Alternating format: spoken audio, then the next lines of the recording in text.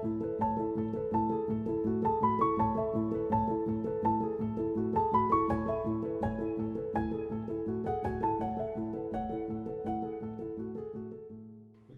morning, happy Monday or good afternoon. Welcome to another edition of Be Well Together. We are actually on the road.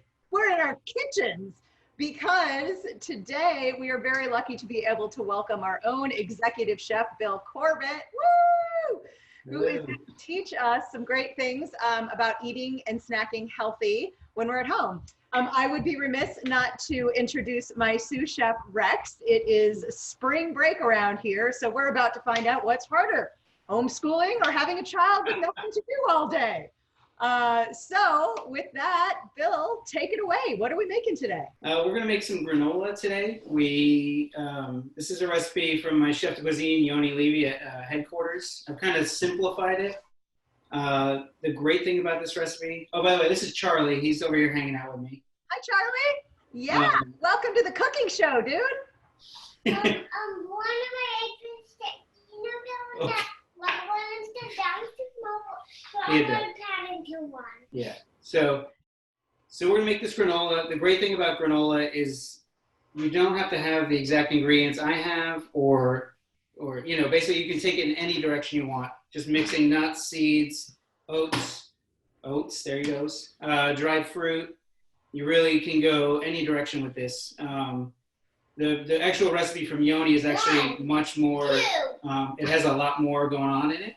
And then I kind of simplified it based on what I had in the kitchen because, you know, obviously not everybody right now is able to get everything. So I wanted to kind of make it so that, you know, something that everybody can make. You need a knife for chopping the onion, that's it. So I just wanted to make it so everything could be easily kind of put together with whatever you have in the kitchen, hopefully. 1 second. We're going to make some oatmeal. You ready? You ready? Okay. Oh, sorry, not oatmeal. We're going to make granola. All right. You want to help me here? So, yeah, you can have raisins or cranberries. So the first thing, you can have some right now. So the first thing you want to do is preheat your oven to 350. We're going to toast any nuts and seeds that you want to use. Just toasting separately. We're going to use almonds today, but almonds and sunflower seeds. I toasted them separately at 350. They are. No. Okay, you gotta just let me go. It's okay. So we toasted the almonds separately because the almonds are much larger. Sunflower seeds can tend to burn easily if you overcook them. And then I'll chop down the almonds a little bit because they're whole. I like to toast them whole because if you chop them first and toast them, you're gonna have all these random sized pieces, and some will over toast and some won't toast enough. So I like to just, for consistency, toast them first and then chop them. And how do you know the right consistency? Like when I was toasting mine last night, I kind of didn't know what I was actually looking for. If you just, really a lot of it's about smell. And then usually they'll start to smell fragrant and nutty. And then I'll take one out and I'll usually just bite it and kind of see if it's starting to get a little toasted color on the inside. And it should, once they cool, actually they get more of a like crunch to them, but when they're still hot, they're a little softer. So it's harder to tell, but they should kind of have a more toasted flavor once you bite into it and look on the inside. As far as sunflower seeds, it's harder to pick one up and like bite through it, but they'll just get a little color on them. You can also use pumpkin seeds, any nuts really you want, pecans, hazelnuts. You know, it's really up to you and what you've got in your kitchen. Pecans. You don't like pecans? Well, that's good because we're using almonds over here at home today. Same here, buddy. I don't like almonds either. You don't like almonds? What's wrong? Okay, so we're going to take 2 cups of oats. You want to help me, Charlie? Yeah. Okay. Get it? Get in there. Okay, dump that in the bowl. All right, good job. Let's get one more scoop. A little more. Let's just get a little more so it's nice and level on the top. All right, there you go. One more. All right, thanks, Charlie. Okay, I'm going to set this aside. Now we don't need that cup anymore. And then, so it's 2 cups of oats. 1/3 cup of maple syrup.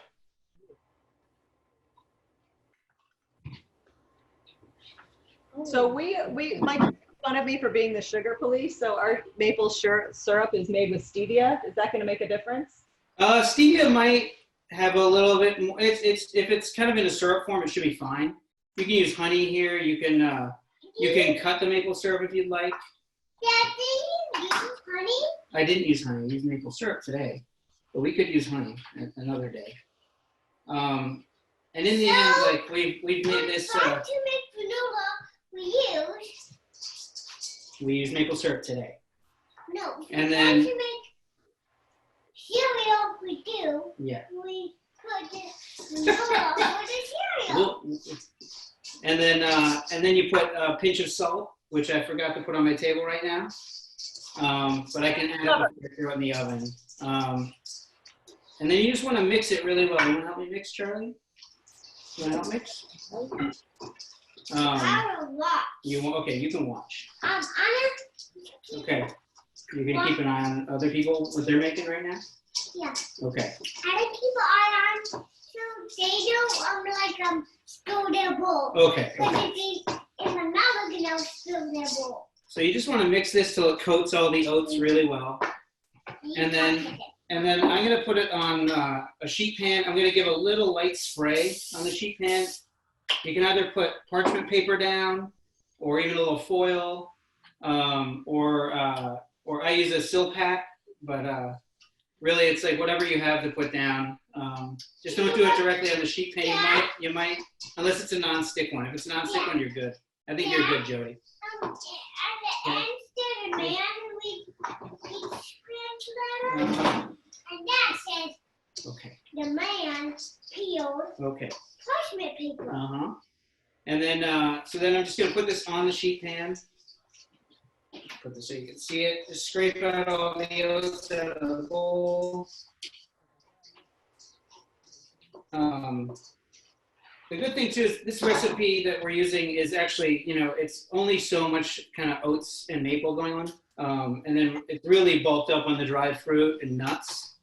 So it ends up being, if you want to control your sugar there too, you can kind of go more on the nuts and things. They're all looking, they're on their laptops, Joey. But those two laptops need that laptop. Okay. Okay, so we've got this kind of in a nice even layer, really nice and even. It's going to go in a 350-degree oven, and then every 5 minutes or so, you want to just kind of gently stir it all, so you don't end up with one giant sheet of oats that sticks together. In the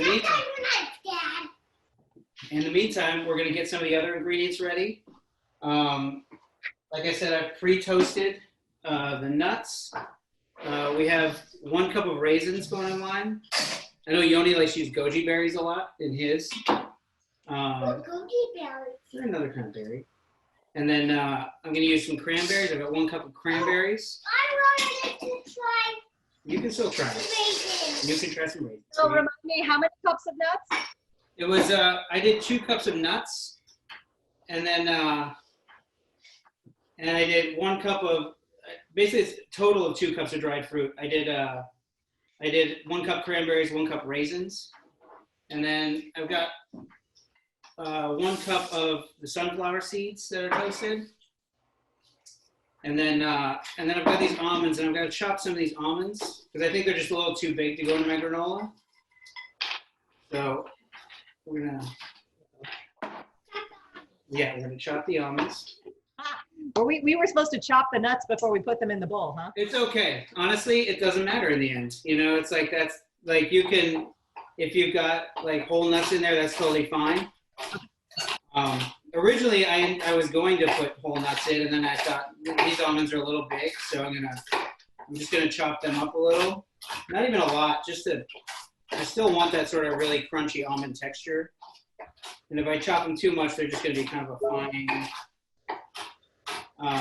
They'll be a little too fine, and they won't have that kind of crunch when you eat it. So. One of my raisins You dropped a raisin? Okay, Charlie.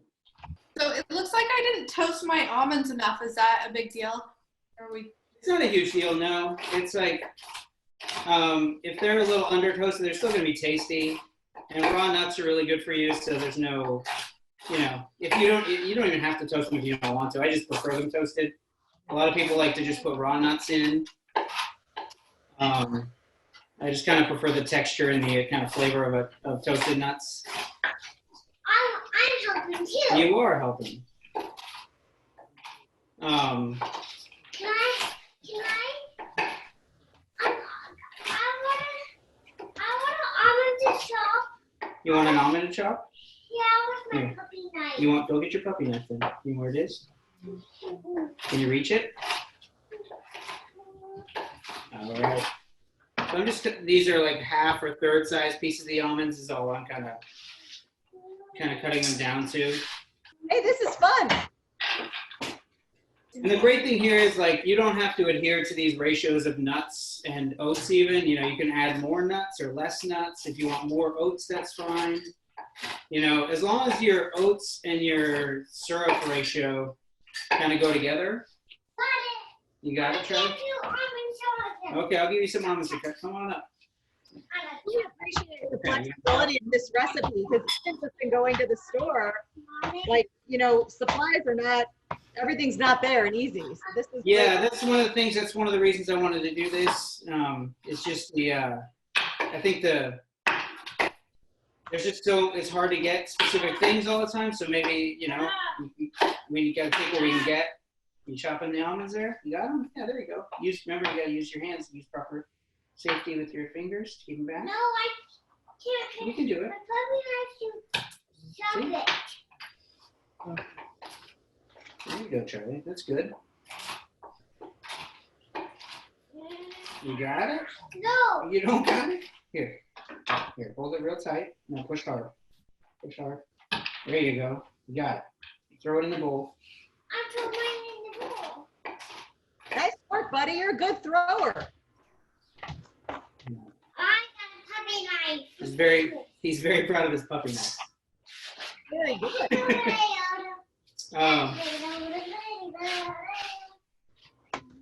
So then, You know what, Dad? hey Charlie, let's stay over here. You know what they have to use for powdered sugar? So in the end, I'm mixing right now my nuts and seed mixture. You can use this like a powdered sugar. You can, Charlie. Yeah.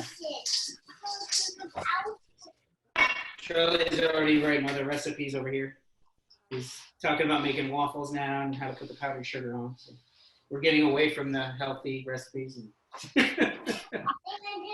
you want, and I never speak in okay, Charlie.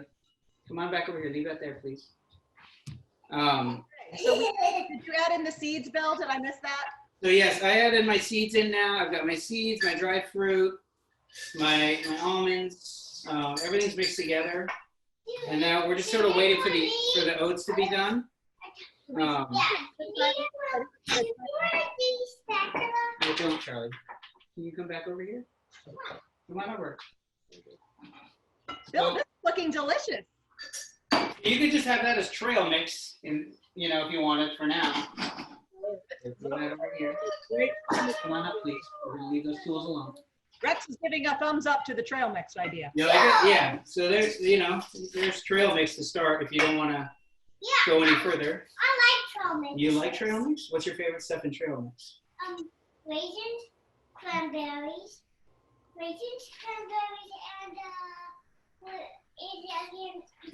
dried apricots. And dried apricots? Yeah. Ooh, dried apricots would be Yeah. great. They would be great in this. And then, so if you're going to use any kind of bigger fruit, I would just chop it down to about 1/4-inch pieces. No.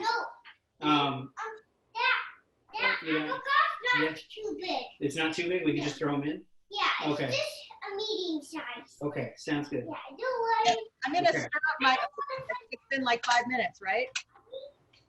Yeah, I would go take a look at it and see, just give it kind of a gentle stir. So I went a little rogue and I added some cinnamon to my oats. What other? No, you could totally add cinnamon, yeah. Add What other spices.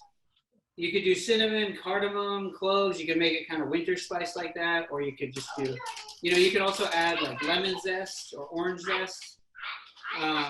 Those are also great. You got the apricots? You want to put a couple apricots in? Yeah. Should we chop them? No, yours is medium size. Don't worry. You're a medium Okay. size. See? Yeah. Okay, we should chop them a little.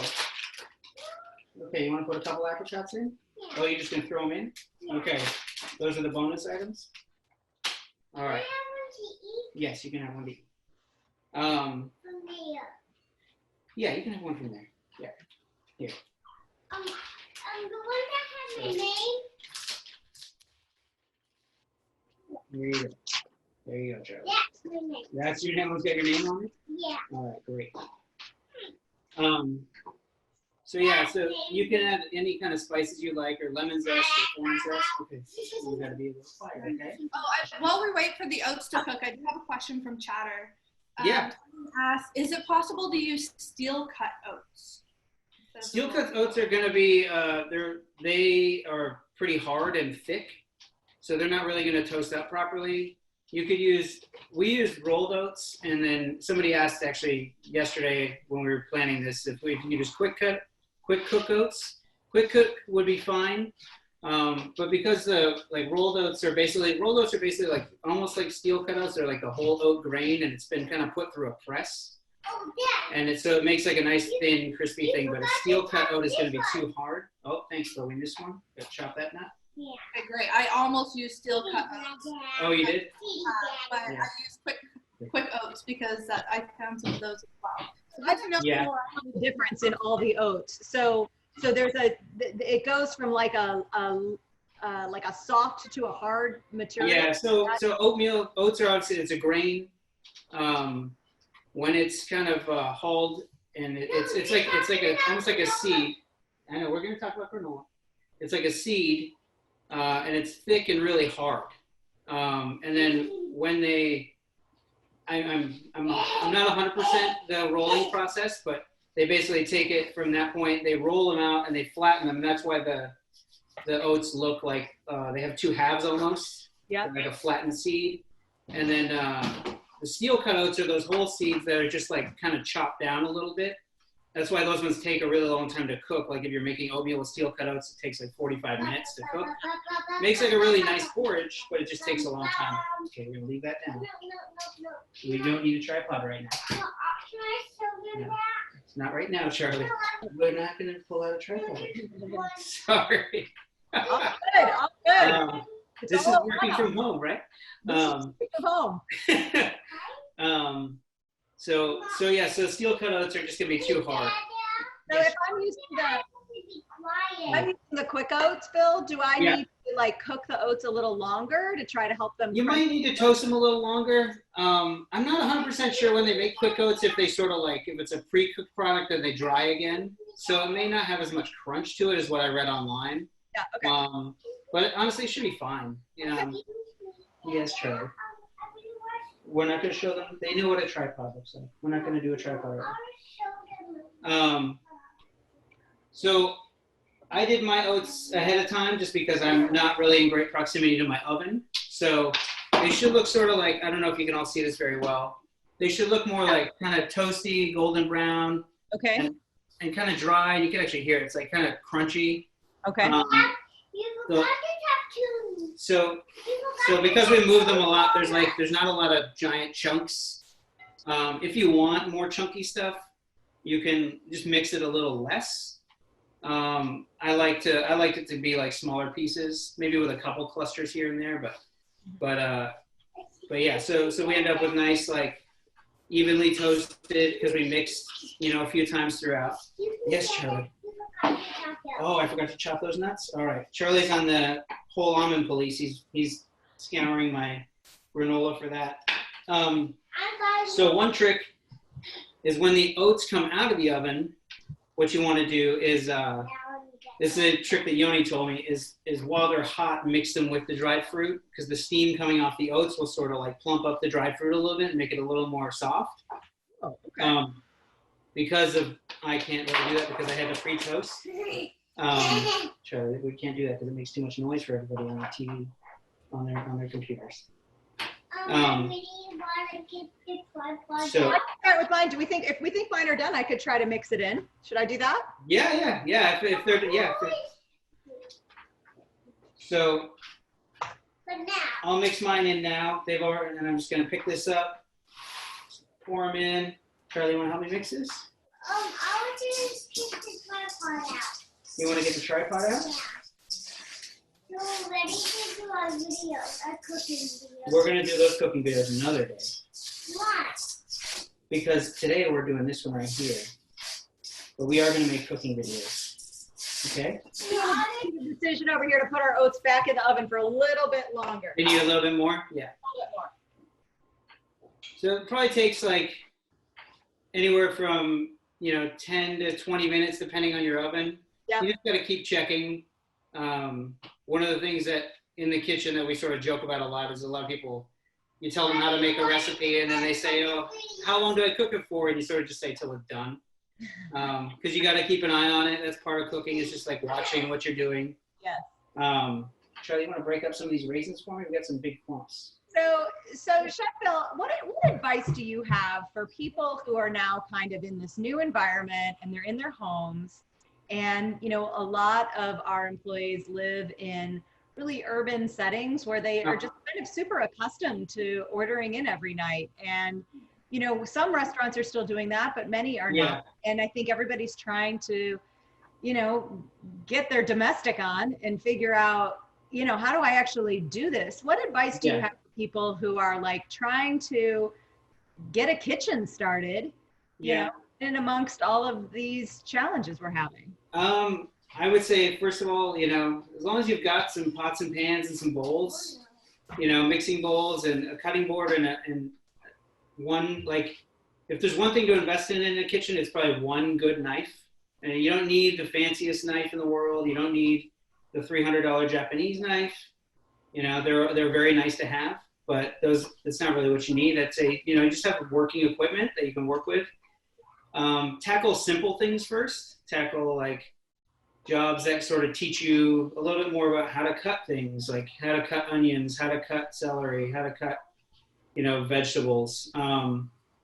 And then choose things that are simple, but maybe a little bit past what you've done before. And before you know it, you're going to start to accumulate all these skills and develop a repertoire of what you can cook. Are there like websites or YouTube channels that you think are good for people who are just getting?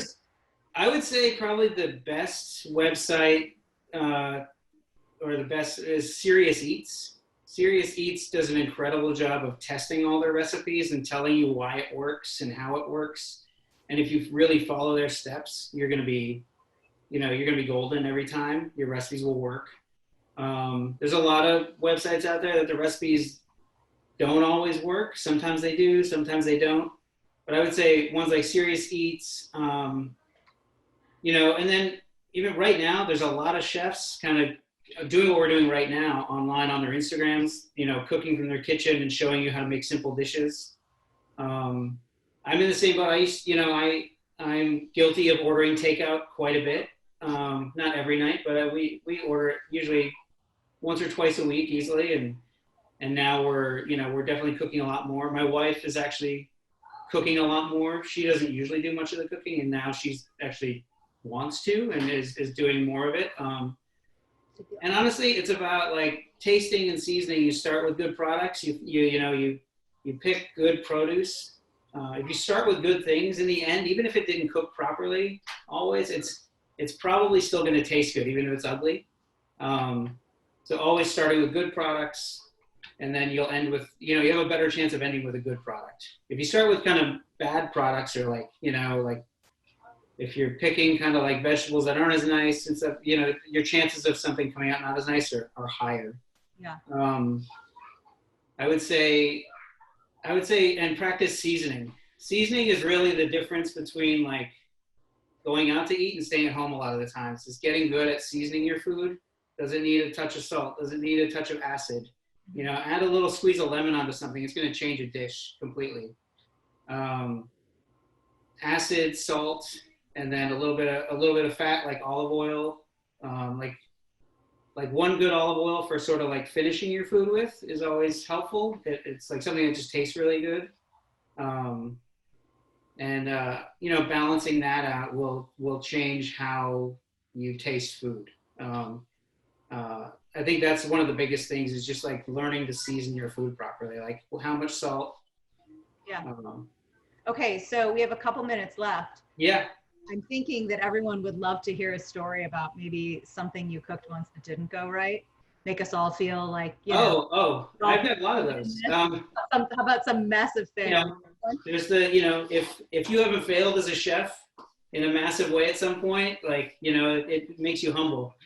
When I was, so when I lived in New York, I used to work at this restaurant, WD-50. And then, you know, cooks don't make a lot of money. So I took on this side job for a while, like crazy. I was working from like 8 till 12 in the morning at a catering company doing like cookies and wedding cakes and stuff. And then I would go work 12 hours a day at WD-50. At the catering company, they needed a croquembouche. And for those of you who know what that is, it's a traditional wedding cake. It's not a wedding cake, sorry. It's a traditional wedding dessert, but it's a cone with a lot of little cream puffs kind of glued on with melted sugar all the way up the top. And so you have this beautiful kind of cone, almost tree looking thing with all these beautiful little cream puffs, and everyone come grab a cream puff. And so I made it the one day. It's the summer in New York, so it's insanely humid. Oh no. And then I packed it up all in the box, and the caterers took it to the wedding, and I was off doing something else, and they opened the box, and the humidity had just like made everything fall. There was basically a blank cone with a bunch of cream puffs in the bottom of the box. And, you know, there's nothing I could do. I was like 50 miles away from where they were. That's just it. That's just what they got. And they had to figure it out, you know, and I think those moments are sort of what define you as a chef, the figure it out moments. Like how can you kind of pivot and make something happen, which I think is kind of what we're trying to do now with, you know, we're all at home and my team is now posting recipes, and we're creating a bunch of videos we're going to launch soon. So we're kind of pivoted and became almost like a communications department now. Fantastic. Well, this has been really, really fun. You like that idea? Yeah. Okay. Everybody be well and have a great day.